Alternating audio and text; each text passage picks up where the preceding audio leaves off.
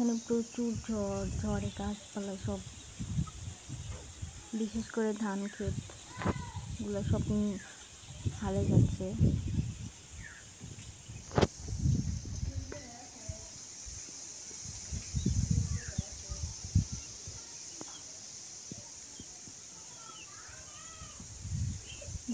ধান ক্ষেতের কি অবস্থা আসলে, আমরা যারা ঢাকায় থাকি তারা কিন্তু কষ্টটা এতটা বুঝি না, কিন্তু গ্রামে যারা কৃষক, যারা ধান আবাদ করে বা যারা আলু চাষ করে তাদের কিন্তু আসলে অনেক কষ্ট। যখন ঝড় বৃষ্টি হয় এইভাবে তাদের ফসলগুলো ক্ষতিগ্রস্ত হয়।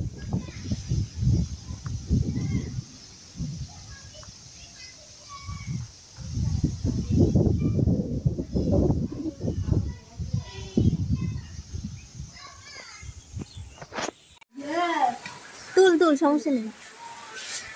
দেখা যাচ্ছে মাছ, কি মাছ ছোট ছোট মাছ দেখা যাচ্ছে। অত ছোট ছোট লাগবে নাই, কত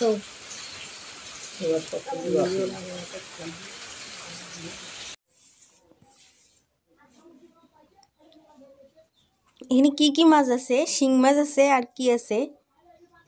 ট্যাংরা। আর এদের খাবার দিতে হয় না?